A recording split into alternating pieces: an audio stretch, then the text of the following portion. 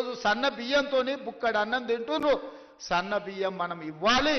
సన్న బియ్యం ఇవ్వాలి అంటే మన రైతులు సన్న వడ్లు పండించాలి. ఎందుకంటే తెలంగాణలో పండించే వడ్లు నాణ్యమైనవి, శ్రేష్టమైనవి. కానీ దొడ్డు బియ్యం పండిస్తే దొడ్డు బియ్యం తినే పరిస్థితి లేదు. మనము రేషన్ షాపులలో దొడ్డు బియ్యం ఇస్తే మళ్ళీ తిరిగి మిల్లర్లు కొంటుర్రు, లేకపోతే కోళ్ళ దానాకు పోతున్నాయి. దొడ్డు బియ్యం ఇవ్వద్దు, సన్న బియ్యం ఇవ్వాలి అని నేను చెప్పిన. మరి ఏం చేయాలి? సన్న బియ్యం ఇవ్వాలి అని అంటే నేను చెప్పిన మీరు రైతులకు విజ్ఞప్తి చేయండి. నేను చేస్తా, మీరు చేయండి. ఉప ముఖ్యమంత్రి గారు చేస్తారు, వ్యవసాయ శాఖ మంత్రి గారు చెప్తారు. రైతులకు సన్న వడ్లు పండిస్తే 500 రూపాయల బోనస్ ఇచ్చి ఆ వడ్లను కొంటాము. మాది బాధ్యత అని అంటే నమ్మకంగా, విశ్వాసంగా తెలంగాణ రాష్ట్రంలో పండించిన పంటలో 60% పోయినసారి సన్న వడ్లు మీరు పండిస్తే ఆ సన్న వడ్లను కొన్ని సన్న బియ్యం చేసి ఇవాళ పేదోళ్లకు సన్న బియ్యం రేషన్ షాపులలో పంచుతున్న మాట వాస్తవం కాదా? 6,40,000 కుటుంబాలు ఈరోజు రైతు వేదికలలో ఉన్నారు. ఇవాళ మా అక్కలీడికి వచ్చిండ్రు, రైతులు మాట్లాడినరు, మా ఆడబిడ్డలు మాట్లాడినరు. ఇవాళ పిల్లలకు రేషన్ షాపుల్లో మా ప్రభుత్వం ఇస్తున్న సన్న బియ్యంతోనే అన్నం పెడుతున్నారా లేదా ఒకసారి ఆలోచన చెయ్యండి. ఇవాళ మా రైతాంగానికి నేను ధన్యవాదాలు చెప్పదలుచుకున్నా. మీరు ఈ ప్రభుత్వం మీద నమ్మకంతో, విశ్వాసంతో బోనస్ ఇస్తారో ఇవ్వరో అని అనుమానం ఉన్నా మీరు సన్న వడ్లు పండించిండ్రు కాబట్టి ఆ సన్న వడ్లు ఇవాళ బియ్యంగా మారి పేదోళ్ళ కడుపు నింపుతున్నది అని అంటే రైతులు చేసిన ధైర్యం.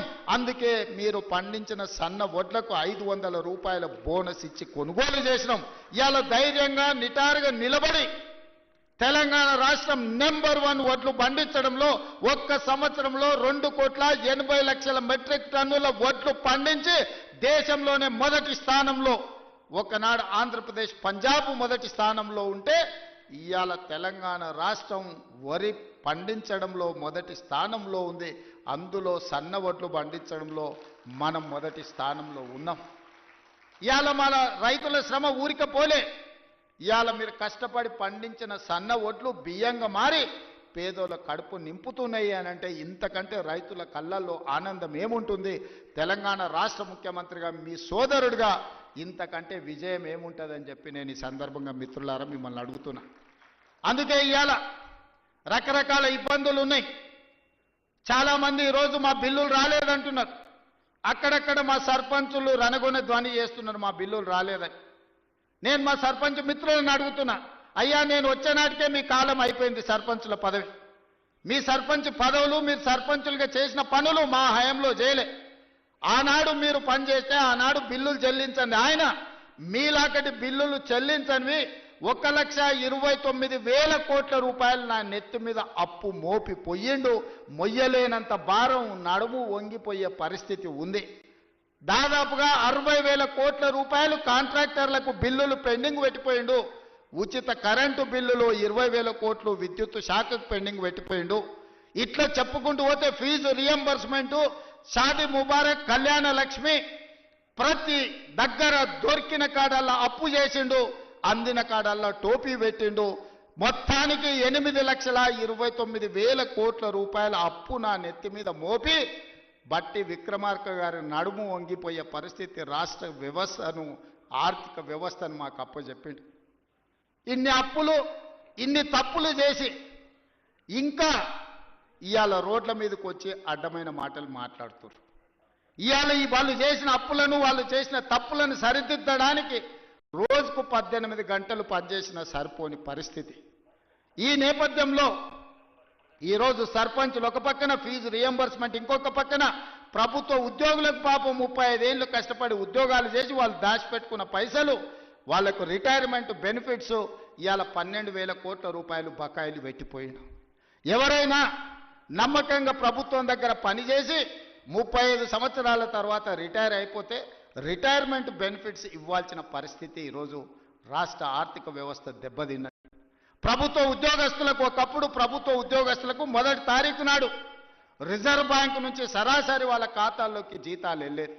గత ప్రభుత్వంలో విడతల వారీగా ఇన్స్టాల్మెంట్లు జీతాలు ఇవ్వాల్సిన పరిస్థితి నుంచి మొదటి తారీఖు నాడు జీతాలు ఇచ్చే పరిస్థితికి మనం తీసుకొచ్చినాం.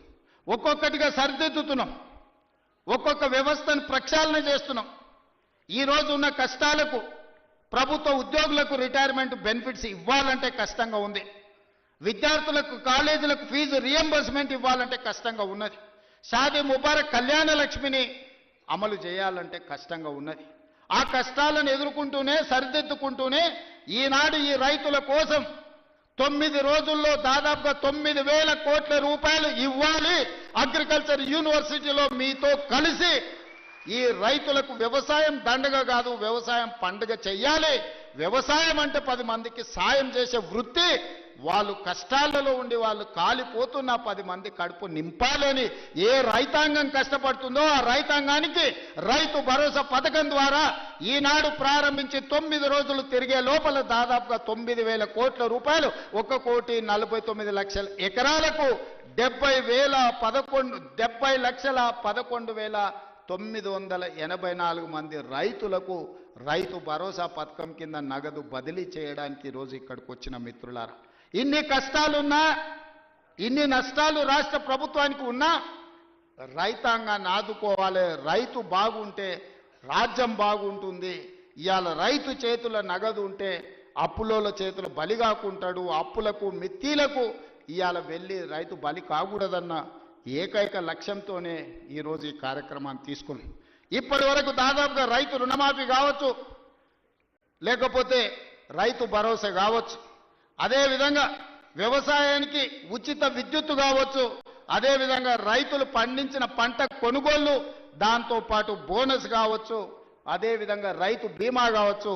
ఈ 18 నెలలల్లా కొనుగోలుతో సహా మొత్తం కలిపితే 1,01,728 కోట్ల రూపాయలు ఖర్చు పెట్టిన రాష్ట్రం తెలంగాణ రాష్ట్రం. ధైర్యంగా